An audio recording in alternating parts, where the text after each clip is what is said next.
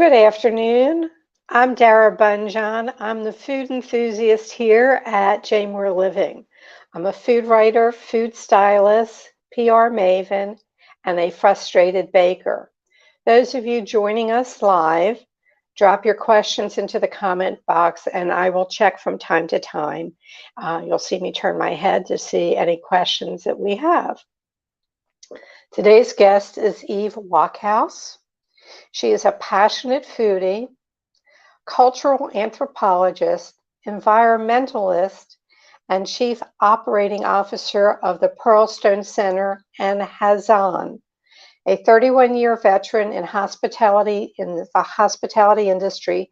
She started her own catering company and now passionately oversees operations at Pearlstone Center, where farm-to-table melds with Jewish lifestyle. And also, her hummus is legendary. Let's welcome Eve. That was lovely. Hi, everybody. Hi. What's on your plate today? Oh, today is a good day. We are still in Sukkot, so there's a lot of fall festivals and fall harvest that we're celebrating. And we've enjoyed having people at our retreat center for the Sukkot Fest we've just finished. So I am still on a high from how nice it was to have a sold-out crowd at Pearlstone. Okay. Why don't you tell people about Pearlstone? Because I'm sure you can do it way better than I can. And Pearlstone has been sponsoring the show for a while, but fill them in. Great. Pearlstone is a year-round immersive transformational campus where both retreats and education and climate action happen every single day. 180-acre campus in Reisterstown. It not only offers our retreats for Jewish holidays, but it's a perfect place for people to rent for their own life cycle events, sustainable simchas, eco-hospitality, and more, like day conferences. We also run day camp all summer long and wonderful programming throughout the whole year so that people of all ages can have amazing opportunities to get really immersed in the environment, get out into streams and meadows and forests, and also eat phenomenal farm-to-table kosher food. I think you said that very well. I think there's a job for you over at Pearlstone, don't you? Now, explain to people that, it's a farm, it's a hotel, it's there for special events and weddings. You don't have to be Jewish to have an event there. This is open to everyone. And I happen to know, I think it was right when COVID happened, that the barbecue king, Stephen Reichlin, filmed his entire series at Pearlstone. So they lived on campus, and I was his personal assistant. His personal assistant got sick at the very last minute, and I was shipped off to Tucson or Tubac, Arizona. And for 10 days, I was immersed in working with him. So he's phenomenal. But, the weddings, the events, there are some of the items that are coming up, live fire, where did I put my notes? I have so many notes on you that I can't even figure out where I put it. The Way of the Wilderness, fall wild, edible, medicinal, and useful plants. Fire cooking, wheat to pita. There are constantly programs going on open to the public. They don't particularly have to be a member to enjoy these. That's correct. Our website will let you sign up for all sorts of courses that might interest you or family members. And then you're right, people can also book their own business barbecues out in a pavilion on campus or host their gatherings, book clubs, churches, mosques, synagogues. National organizations can hold their annual conferences, big or small. We have an opportunity for people to use both outside on campus to learn a lot and to have great educational programming, and inside the retreat center, which is like a conference center with many, many different styles of lodging, from really rustic glamping in bunkhouses all the way up to boutique hotel experiences. There are many different levels of housing on our campus. I think from everything that I was reading, this Pearlstone Center is unique. There's nothing else like that in the U.S. as far as I can tell. Am I correct in making that statement? Well, we appreciate that. And every one of the Jewish retreat centers across the country are different, but there are others. And some of them are Jewish summer camps that also open up to have summer retreats for Jewish holidays, like Sukkot, at their camps after camp is over. And there's places like Isabella Friedman in Connecticut where they also do 365 days of retreats and their own Jewish retreats, and anybody can come and book, but a very, very different experience there where you're in the mountains of the Berkshires. So one of the things that's nice about Pearlstone is that all of our campus is really walkable. Yes. It used to be a camp a gazillion years ago, Camp Milldale. And it's huge, and there's a lake or a pond. I'm trying to remember everything, and swimming. Anything you can want in a resort is there for you. And what you were talking about in Connecticut, that's Hazon, and you're a chief operating officer there. In some way, aren't you trying to meld, or there's some partnership with Pearlstone? Exactly right. A year ago, we began the process of a merge between the two organizations. So I also oversee operations at Isabella Friedman in Connecticut. And we look forward to the finalization of that merge. Hazon is the largest faith-based environmental organization. So it's really wonderful to have the depth and knowledge of 21 years of running Pearlstone right here in Reisterstown, Maryland, as well as the breadth of all the experiences that we do on a national and now international platform with Hazon. They balance each other very well. And somewhere in here, let's see, I liked, let's see. I'm telling you, I have pages of notes, and people will have to, I mean, you're fascinating. I mean, Pearlstone's fascinating. Hazon is fascinating. And maybe I'll find it in a second. Let's see. All right, I'm just going to go back with another question that I know I wanted to ask. You were involved with a program of studying dirt for the National Institute of Health. Tell us more about that. That's true. You have done your research on me. I'm impressed. As an undergrad at Johns Hopkins University, I had the real honor of being able to be a part of a research project that worked with 25 rhesus macaques that were all in an outdoor enclosure. And the research I got to do was why some of the troop of the rhesus macaques were eating dirt and some weren't. And I was able to determine, based on the rest of their foraging patterns and their diets, that those who eat dirt are self-medicating. It's like kaopectate. What they were finding is the white kaolin in the soil to be able to change the pH of their tummies if they ate too much tannin, like tree bark. So if they got too acidic, they were able to make an adjustment in their stomachs by medicine, kaopectate, to balance it. And that's just another way that you can look at food as medicine, both in human and non-human primates. Right. I'm making an assumption, and you might make a fool out of me, but I'm assuming you were raised in a kosher home. Was it Orthodox or just kept kosher? I think of the home I was raised in as a commune. I'm thinking of it as a very artistic and multi-adult home. My oldest brother was brain damaged, and so there were many of us as adults, many adults in a single home outside of Boston so that he could remain in the home with us. It was not kosher. And it was filled with organic food. We made our own granola. So even from the earliest days, I have really been looking at organic and macronutrients and other ways of looking at food from it. But no, I did not grow up kosher. I grew up in the 70s in a much more hippie in time than we have now. Right. But I was part of the food crew from very early age. So I've been cooking since I was 6 or 7. Right. Now, you had a partner, you had your own catering company, and she went West Coast, you kept it going, but yours was vegan. That's right. And international foods that are plant-based. I have remained really focused on plant-based as opposed to animal protein diets for a very long time. I think it's really important for looking at the sustainability of food and food access for our children and our children's children.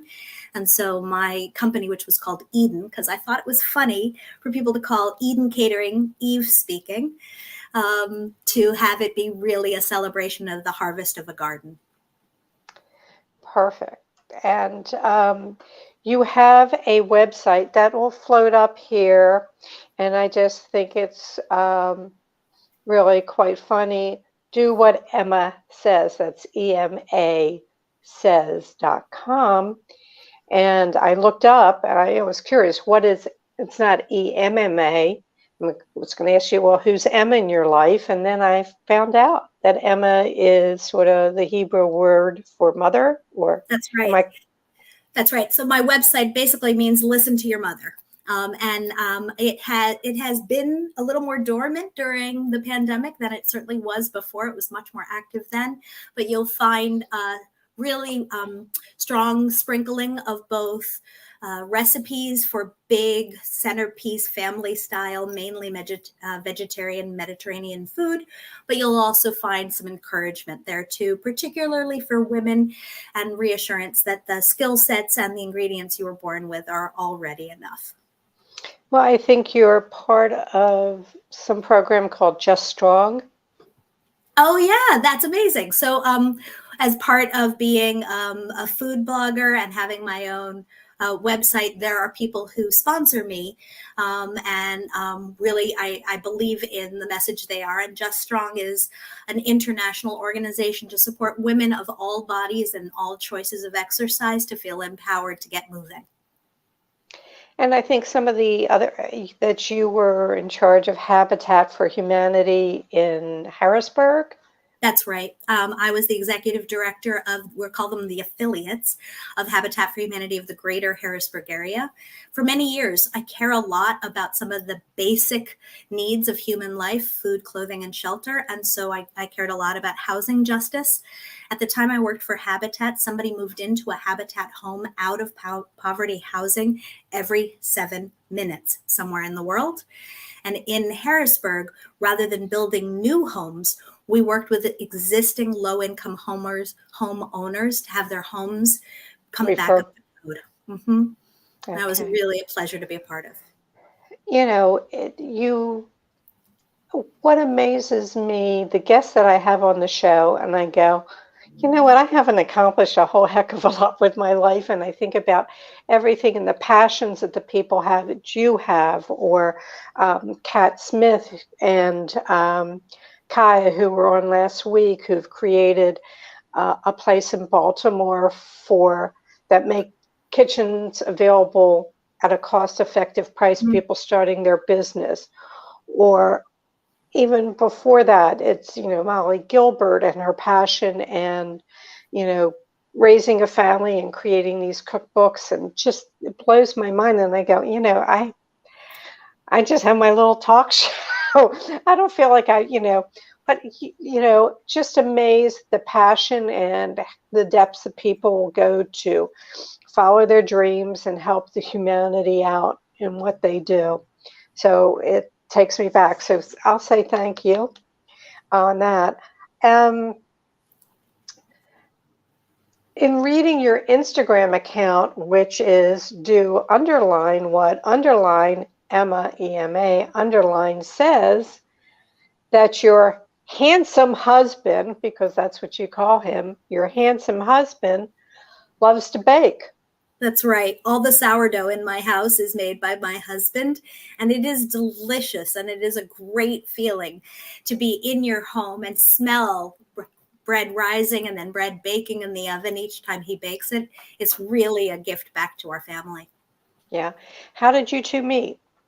We both went to Johns Hopkins as undergrads, and actually we met in our cafeteria. I had been hired as a freshman to help people connect more with food choices in the cafeteria, and I started something called Eve's Micro Meals, where you could take food items off of the salad bar and microwave them to have healthy vegetarian alternatives to whatever else they were serving.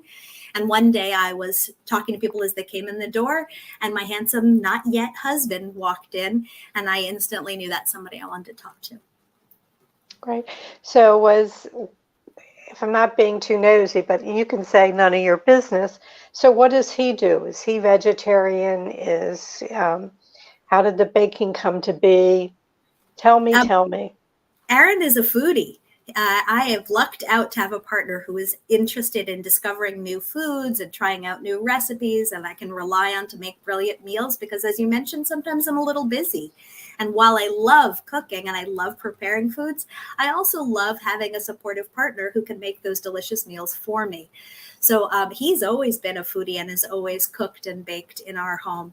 We raised up children together. We're now empty nesters. They're all out of the house, and they all learned to cook from both of us. And that's good. But you also take in puppy dogs. You foster. You have done your research on me. I'm impressed. Yes, I am a foster mom with several rescues, so that dogs who come into rescues, many different situations and reasons why, will have a safe place to do a couple weeks of getting back into a balanced state, learn some skills, and be adoptable as we find the right families to match them with so that they can go from unadopted to adopted. Most of the dogs I foster are very large. I have a soft spot for mastiffs, so I like 150 pounds of slobbering, wonderful dog. Did you have a dog as a child? I did, but I had a little dog. I had a Cavalier King Charles Spaniel as a child, and it wasn't until I was married that I had my first large dog, but my husband and I have raised 3 mastiffs in our family. Okay, Mastiff is large. I will give you that. On your Instagram, there's a quote that intrigues me or fascinates me or gives me some insight into you. And you say, do you cook to give thanks for life? Do you whisper prayers into your mushrooms?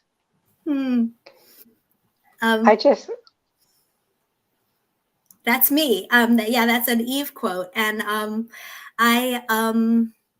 I whisper blessings into food as I cook it for people, hopes for them and health for them, and try to have that sense of love in every dish I prepare. And so I challenge other people to consider it not just a chore, but a chance to set an intention and also set an aspiration for the people you're feeding. Just blow my mind, sitting there going, yep, here's another passionate person and love being around it, and the vibes that you give off, even here I can tell are just so positive that it's got to have a trickle down effect. Back to Pearlstone, because you're so involved with food, and that is farm to table, grown there, food to be served that is kosher. Have you gone into the kitchen? Have you said to the chef, here are some ideas? How much are you involved in the food that is put out there as to menus? Yeah, a great question. I am in the kitchen talking to our executive chef, Rebecca Povert, who is so skillful, as well as her entire team, and her boss, who also is providing her lots and lots of information, named Rachel Watkins. And together they write lots of menus, and they're looking at, during supply chain issues, during pandemic, what's available and what's coming in from each of our seasons off of our own land that we can celebrate. So they're doing that day in, day out with their own team. But that isn't to say I'm not interested or involved. I feel very strongly about our food ethic and food justice. And I love talking menus, and I love talking food points of view. And particularly in this Jewish holiday of Sukkot, I have 4 different species of that lulav and etrog that we shake in the sukkah itself, that I've been translating into the 4 aspects of farm to table movement, particularly around food justice and kosher food. So I'd be happy to share those with you if you want to hear those. Well, Let's do that. But when we wrap that up, I want you to explain, because not everybody who's watching is Jewish. You can Mhm, explain Sukkot. mhm. I call Yeah, it Sukkot, but you call it Sukkot, tomatoes. So why don't you fill us in on the four things that you say? great. I'd love to. So Sukkot is the Jewish fall bounty. It's our fall harvest festival. At a time when we were agrarian people, we were out in the fields bringing everything in the last fall harvest. We did not want to get all the way back to our dwellings, to our homes, and lose all that time in travel. So Right? we would build temporary huts or shelters. And during this holiday, we build those in our backyards and eat our meals inside to remember to be grateful for the harvest of food we receive. It's a perfect time to talk about food because it's a food focused Jewish holiday. Right. There is something that we shake inside these huts that has different palm fronds and other leaves to it, and something that looks like a very large lemon. Those are myrtle, palm, willow, and that big large lemon is a citron. And they have real important symbolic meanings to us in the sukkah. But for the farm to table movement, I think there's four important things also. And it's an important time to bring them back up and make sure we're focused on them. As we think about the foods that we are eating, that we are purchasing, the first thing I challenge everybody is proximity. How close was your food grown? Because not only does that reduce the amount of transportation carbon footprint, it's just coming from somewhere nearby to you. It also puts your dollar right back into your community and supports your local farms in a way that I think is really beautiful. So as you think about where does your honey come from or where do your eggs, you might want to think about what you can do to support local apiaries and local farmers. Just a first thought. The second one's self-reliance. When you're a locavore eating what's local, you not only are getting the delicious foods right out of the season, so they're fresh and taste like tomatoes, but you're also making sure that the healthy food communities are meeting their own food needs because you're helping those farmers be self-reliant. The third one's food security. I think that's really important and something people don't talk about a lot. And that's that part of what we do when we develop local food systems is that we're doing it so that the low income families in our community move out of food insecurity and hunger. When we're investing in food in our community, like Pearlstone, for example, when we grow certified organic produce on Pearlstone, I don't know if you know this, but we also donate some away. And it not only comes into our kitchen, it goes back out into our community. We are very humbled that during the pandemic, we were able to bring 120,000 meals that we prepared at Pearlstone back out into our community when people were facing such hardship. And then the fourth is sustainability, which everybody thinks about Pearlstone and Hazon and the environment. But Right. our food choices are really about our food ethic for us, for our children and our children's children. So we want to make sure that the meats we're getting are welfare certified if we're eating animal products. And at Pearlstone, we try to have our menus be at least 70% plant-based proteins. Those are just four things people can do to be a part of the farm to table movement, not just enjoying delicious food where veggies shine in a farm to table restaurant, but take some of these home into their own kitchens. You know, in doing this, I'm saying I have 6 pages of notes, and then I try to consolidate it, and then I'm going, where was that? I'm going, there is so much, first of all, that Pearlstone offers to the general public Mhm. and for their children, for them, for events. And then there's so much that you add to Pearlstone and Hazan with your background and your passion. Um, the I'm going to get back to just remind people that you have your own website, Mhm. and it has come up, in here. It says, do what Emma says. There are multiple recipes there, Mediterranean, um, vegetarian choices there that full of flavor, full of spices. Right.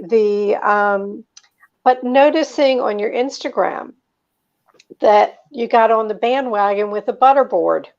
Oh my gosh, I did. I'm okay. So Butter used to be my favorite food. When people said, what's your favorite food group? I would just say butter. I like butter so much that my baby doll, when I was a kid, was named Butter.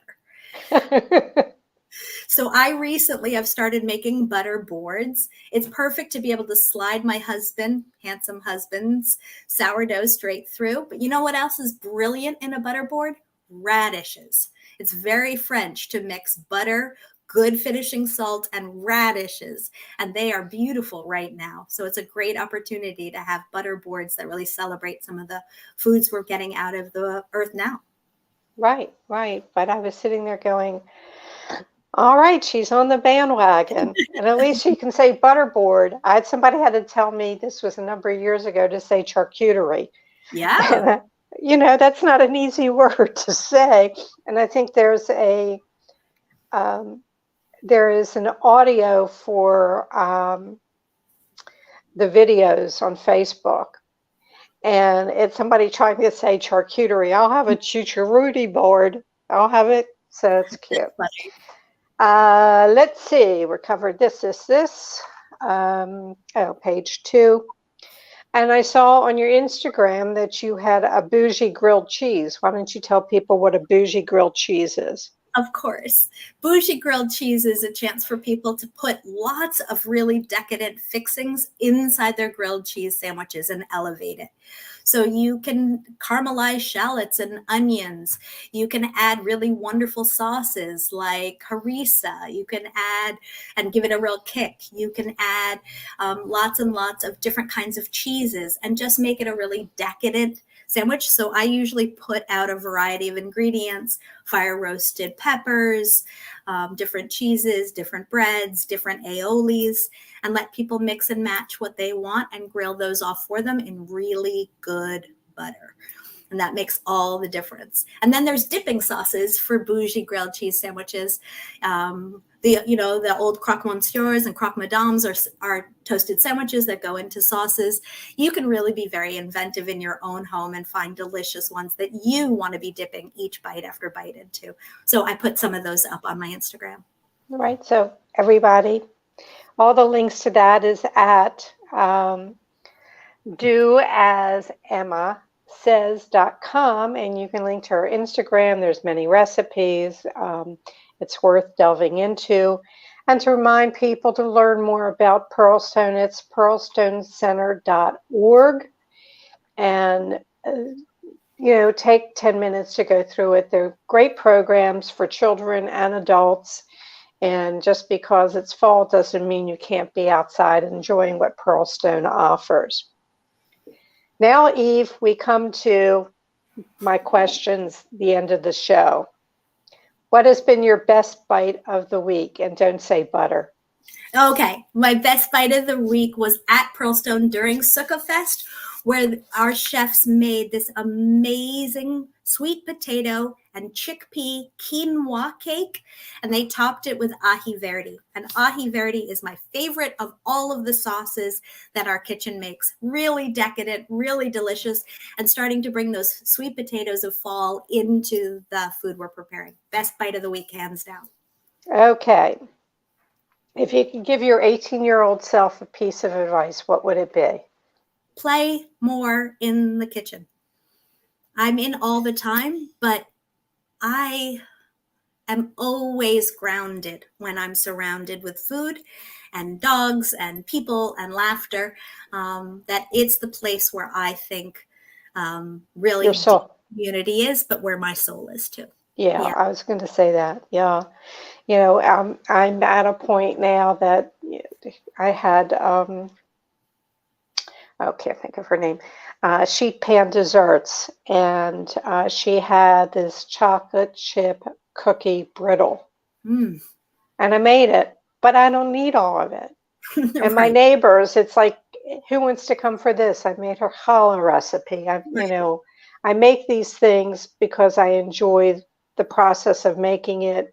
And I think like you like to smell food. There's a certain sense of really giving and community by sharing. Right. But enough about me. If you could wake up tomorrow morning with a new talent, what would it be? I would really like to jump horses better. I think that would be just so freeing. Just be able to get onto horses and do big high jumps. I would love that. Okay, that's a new one. I've gotten singing, I've gotten, different things, but, riding horses over big jumps, very freeing. Your ultimate culinary fail. Oh, I've had many. But I think the worst thing I've ever done is when I was distracted and I went to toss the soup, which I put my hands into a boiling large pan of soup to toss all the ingredients together instead of using a spoon. That was a terrible mistake. I bet you learned a really good lesson there. Yes, I don't know what I was thinking. And the last question, what didn't I ask you that I should have? Have we missed anything? The only thing I would add, and no, you've been so thorough. The only thing I would add is that if you are excited by all we're talking about, farm to table movement or environment or sustainability, there's a real connection at Pearlstone where you get to have both of those at the same time through two different things. One is eco-hospitality. That means that everything down to the tea bags we pick, not having any metal, so that you can completely compost them, a staple in them, all the way to helping you design. We have people here to help you make choices so that all the parties you throw, all the gatherings can be sustainable, both through eco-hospitality and sustainable simchas at Pearlstone. Well, that's fabulous. So we've done a good job. We invite people to visit pearlstonecenter.org to learn more. The local people to come by. And if you are planning something and you're not in Maryland, we definitely can accommodate you at Pearlstone. Eve, I want to thank you. You are a bright light. You just radiate positivity, and I thank you so much for a really wonderful interview. I'm going to give you my big moi, and then I'm going to go on to my notes. Thank you. Happy holidays. Moi. Thank you for having me, Dara. It's been a pleasure. Okay, everyone. Next week's guest will be Lauren Thomas, author of the popular lifestyle blog, The Modern Hippie Way, where she writes about food, entertaining, fashion, and travel. We will talk about her new cookbook being released October 25th called The Modern Hippie Table. And a notice to you that on Tuesday, October 25th from 5 to 7:30 p.m., Jaymore Living presents the fourth annual God, I can't do this. Fourth annual celebration of Baltimore's healthcare innovators at the Garage at Our House. The event is free, but registration is required. The link is for more information, and free registration are on jaymoreliving.com's homepage, and that is Baltimore's Healthcare Innovators Celebration, the fourth annual. If you need to reach me, you can reach me at my email, food@jaymoreliving.com, or Instagram @Dara Cooks. All shows are immediately archived in video form on Jaymore's Facebook page and Jaymore Living. Feel free to dig into the archives. All the shows are up there in video form, and take them for your walks, your runs, whatever you're doing, exercise, just for a diversion. Dig in. There are some great shows there. We appreciate when you share our show with friends and family. It helps it grow, so thank you in advance for that. As I like to remind people in the times that we're having, just take the time to smile and say hello to people as you pass. Not only does it brighten their day, it tends to brighten yours. As always, may your plates remain full. Thank you for tuning in, and I will see you next week.